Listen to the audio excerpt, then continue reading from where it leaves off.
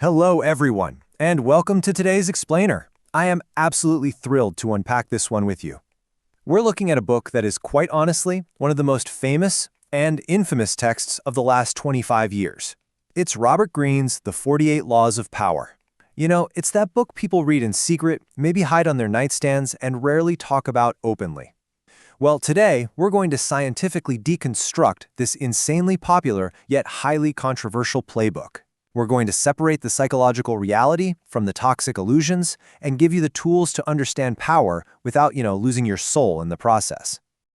Okay, let's dive into this. Why is this specific book so heavily requested, yet considered so incredibly dangerous that it is literally one of the most banned books in U.S. federal prisons? I mean, it's read by Fortune 500 CEOs, rappers like 50 Cent, Drake, and Jay-Z, and inmates alike. The reason is actually pretty simple. It promises ultimate control. It acts as this underground manual for survival and dominance in highly competitive, even ruthless environments.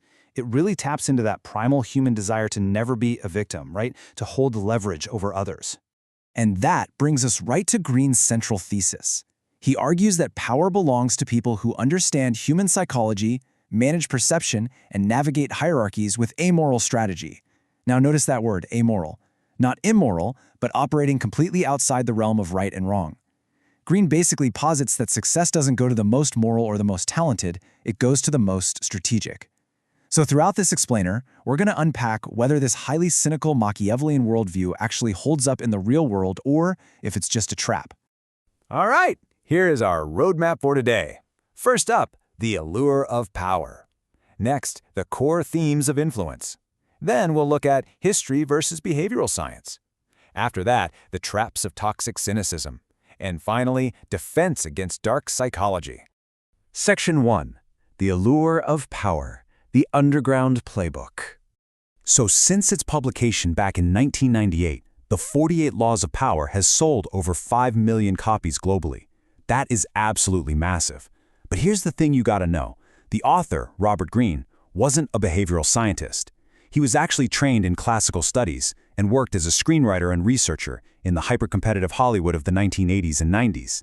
He essentially observed the ruthless consolidation of the film industry, the backstabbing, the intense flattery, and he mapped those modern behaviors onto the political intrigue of historical figures.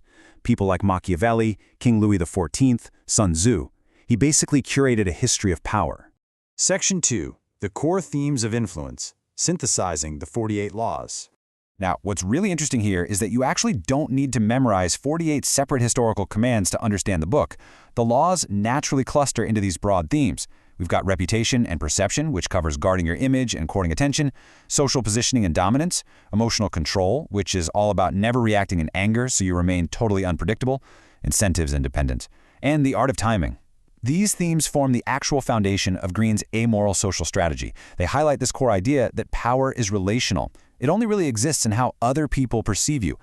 Let's look at a specific example to see how this works. Take Law 15, crush your enemy totally. Greene argues that leaving a defeated enemy to recover only invites revenge, right? Well, this falls squarely under the theme of social positioning and dominance. It's a classic Machiavellian strategy aimed at ensuring unchallenged superiority. You nip the threat in the bud completely. Here's another really famous one. Law 3. Conceal your intentions. This fits perfectly into the theme of perception and emotional control. By using misdirection and hiding your long-term goals, you prevent others from interfering. It's kind of like playing poker with your life. But, and this is a big but, I want to remind you that these are historical tactics based on curated anecdotes. They are not hard scientific certainties. Section 3. History versus behavioral science. The reality check. Let's break down the reality of these strategies when put under a microscope. Greene advises to pose as a friend, work as a spy to gather information. Sounds clever, right? But modern research shows that in cooperative environments, this defection strategy totally alienates allies and massively underperforms in the long run. Or take the idea to get others to do the work, but take the credit. In reality, studies show this makes your top talent intensely angry, skyrocketing employee turnover. And keeping people in suspended terror? Well, political science data shows that despots who rely on unpredictability and terror usually face a very early demise. What worked for a 17th century French king often completely backfires in a modern office or relationship. Furthermore, Greene's entire central claim rests on the idea that humans are motivated solely by power. But decades of social psychology research completely disprove this. Human motivation is vastly complex.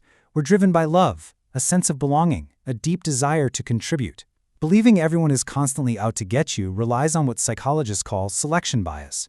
Basically, if you expect everyone to be a ruthless manipulator, you're only going to notice the evidence that confirms your cynical worldview. And that blinds you to the massive evolutionary advantages of actual cooperation. Section 4. The Traps of Toxic Cynicism, When Laws Backfire.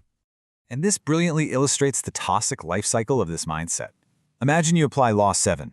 You get others to do the work, and you eagerly take the credit. Okay, step 2.